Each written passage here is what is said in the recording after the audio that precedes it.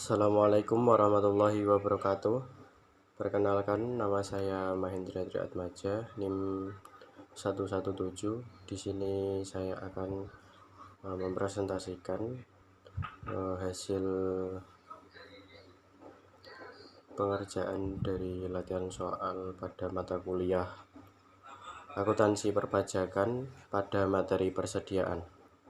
Oke, langsung saja pada soal yang pertama. Persediaan adalah aset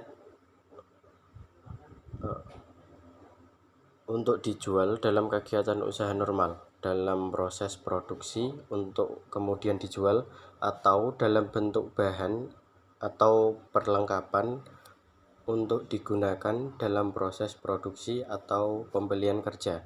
Nah, dari pengertian tersebut dapat dikatakan bahwa persediaan merupakan aset yang dimiliki untuk dijual dalam kegiatan usaha normal, dalam perusahaan dagang maupun dalam perusahaan manufaktur yang membutuhkan proses produksi.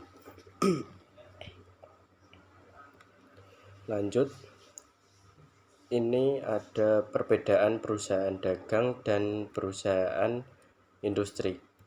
Yang pertama itu ada perusahaan dagang.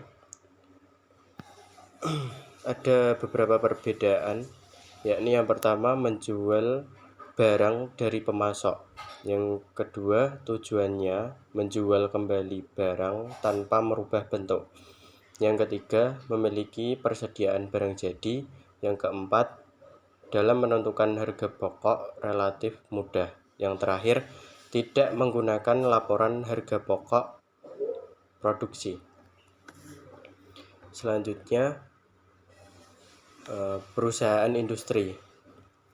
Ada beberapa poin. Yang pertama itu menjual barang yang diperoleh dengan cara mengolah bahan baku terlebih dahulu. Nah, jadi kalau di industri, perusahaan industri itu dia mengolah bahan baku dulu, baru nanti untuk dijual. Yang kedua itu tujuannya menghasilkan barang jadi yang bernilai tinggi.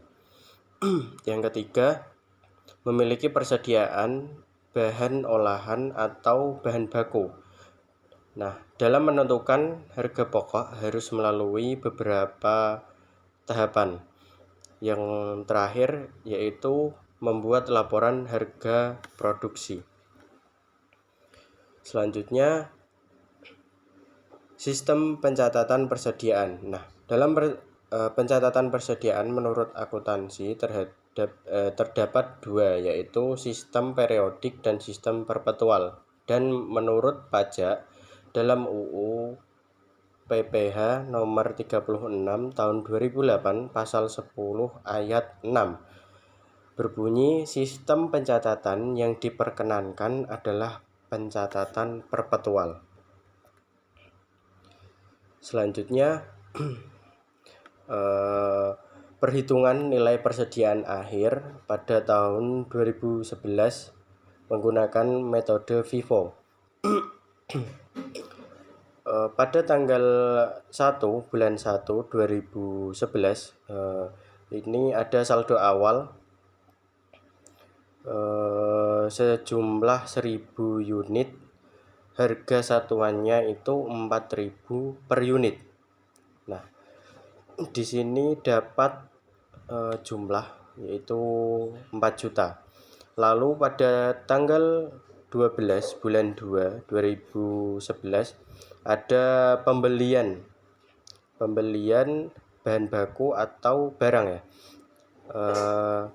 Di sini unitnya 1.500 dan dengan harga 5.000 per unit. Dapat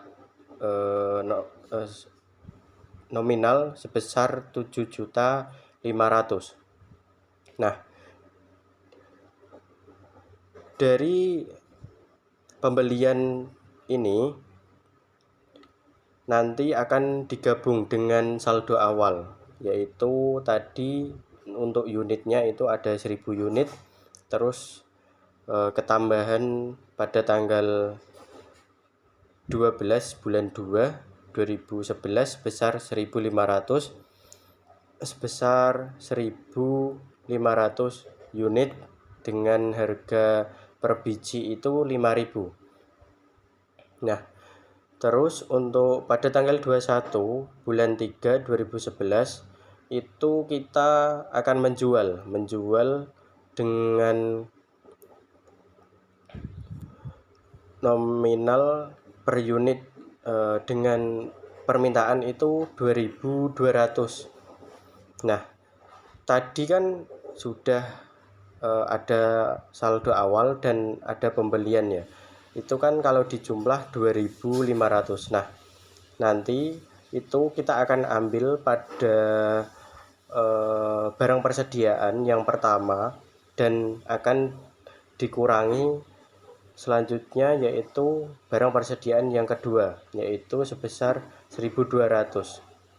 Karena yang pertama itu kan tadi saldo awalnya atau persediaan yang pertama itu kan 1.000 unit.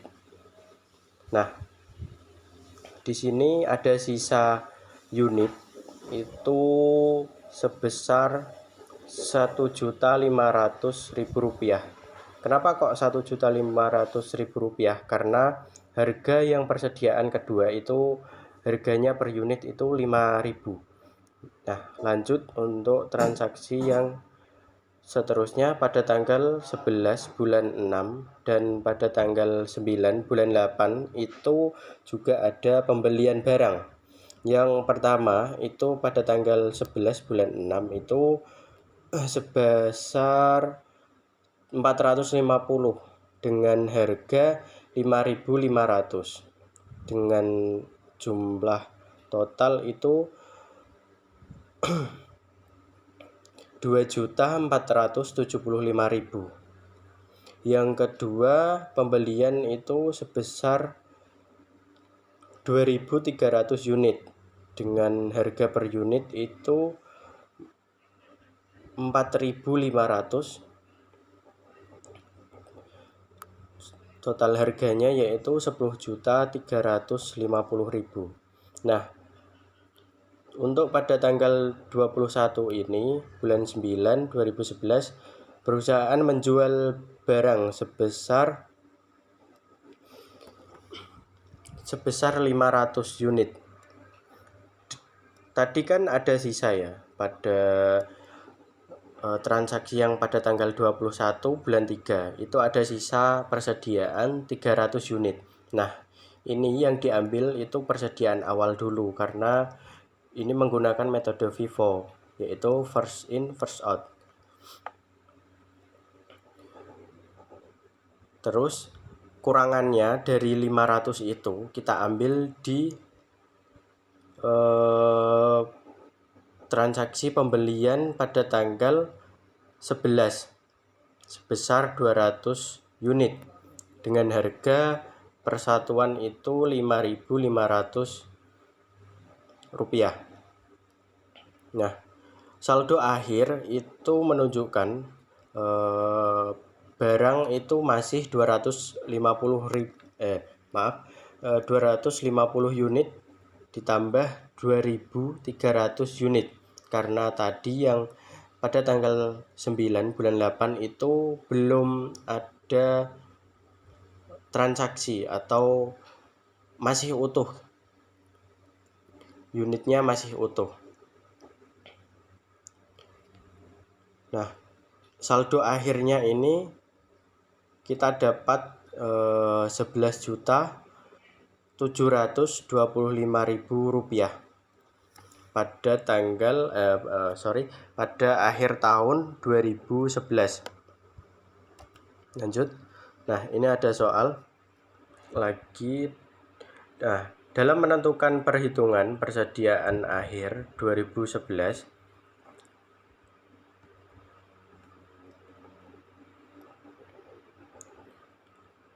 ini yang tadi ya, soal yang tadi. Lanjut untuk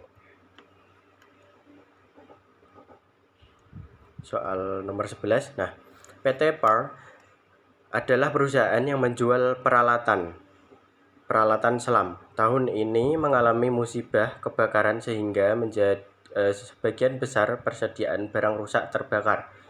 Nah, ada beberapa data sebelum kebakaran pada tanggal 3 April 2012 dalam ribuan rupiah. Nah, diketahui persediaan barang dagang awal itu sebesar 85.000. Nah, pembelian itu sebesar 104.250 rupiah. Nah, untuk ongkos angkut pembelian itu 9.000 rupiah. Terus untuk retur pembelian itu persediaan barang dagang awal itu dikali 10%. Nah, persediaan dagang awal itu ada sebesar 85.000 rupiah. Nah, kita kalikan itu dapat di angka 8.500 rupiah. Untuk selanjutnya itu ada potongan pembelian sebesar 7.000, penjualan sebesar 100.000 rupiah, ada retur penjualan sebesar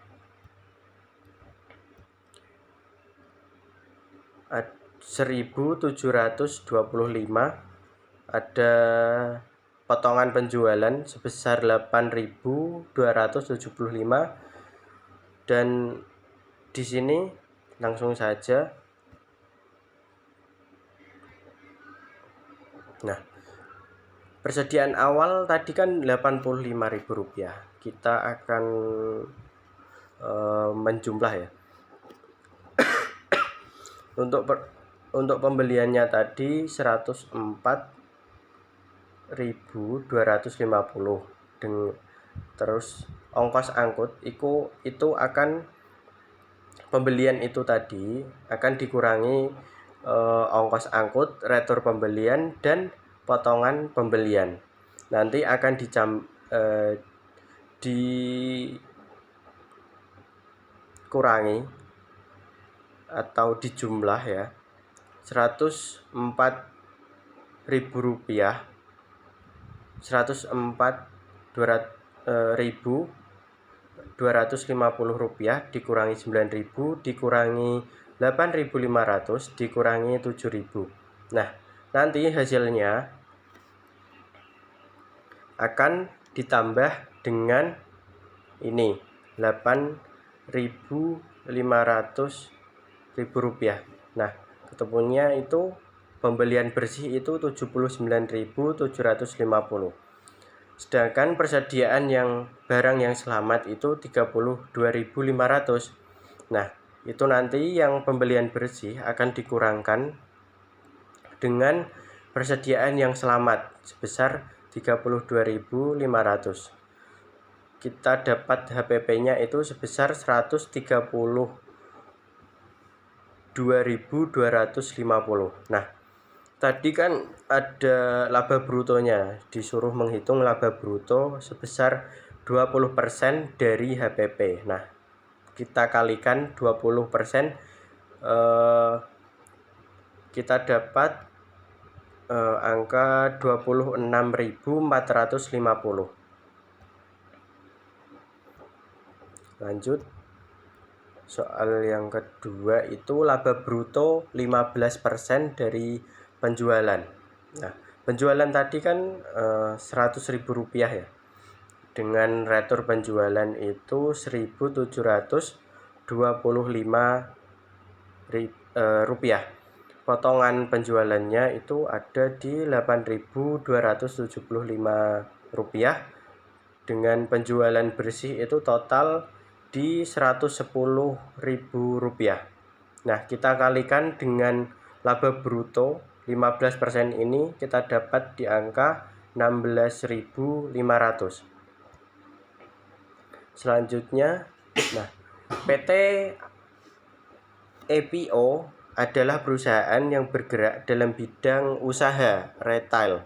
Berikut ini adalah data yang menyangkut persediaan PT APO selama bulan Maret 2012 dalam rupiah, yaitu persediaan awal kos itu 40 juta rupiah. Persediaan awal itu di retail itu 45 juta rupiah. Pembelian yang kos itu 60 juta rupiah, sedangkan di pembelian di retail itu 67 juta 500.000 rupiah. Sedangkan ongkos angkutnya kos itu sebesar 6 juta rupiah, dan ongkos angkut retail itu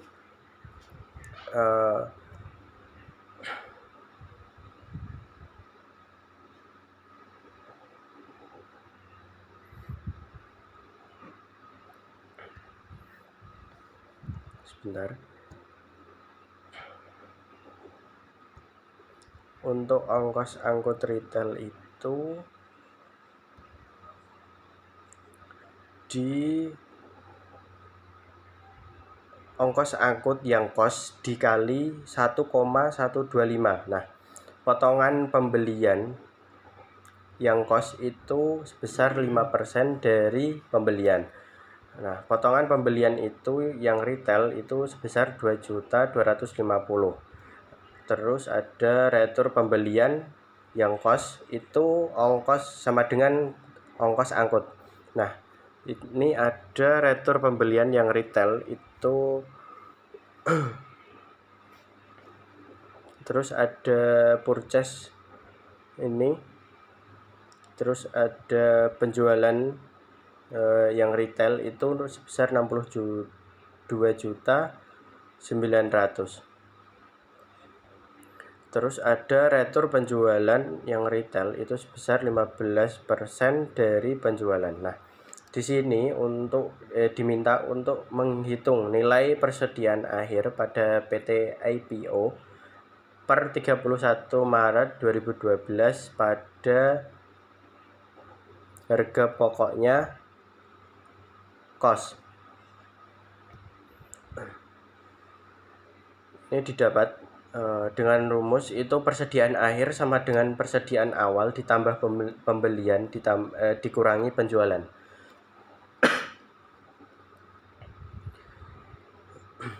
Persediaan awal itu kan tadi ada 40 juta. Terus ada pembelian yang kos itu sebesar 60 juta rupiah. Tadi kan ini di rumusnya persediaan awal tambah pembelian. Nah, ini hasilnya sebesar 100 juta rupiah. Dengan yang kedua, poin kedua itu ada ongkos angkut ya, yang kos sebesar tadi kan ini disuruh menghitung harga pokoknya itu berdasarkan yang kos ya. Terus ada ongkos angkut yang kos itu sebesar 6 juta. Terus potongan pembelian sebesar 3 juta. Terus ada pembelian itu sebesar 6.750.000 rupiah. Di sini dapat angka 15.750.000 rupiah. Kita masukkan kepada rumus yang awal tadi, 100 juta dikurangi 100 juta rupiah dikurangi 15.750.000 rupiah. Kita dapat angka di 84.250.000 rupiah. Jadi nilai persediaan akhir bagi PT IPO per 31 Maret 2012 pada harga pokoknya kos adalah sebesar 84.250.000 rupiah. Sekian, terima kasih atas perhatiannya. Mohon maaf apabila ada tutur kata yang kurang berkenan. Wassalamualaikum warahmatullahi wabarakatuh.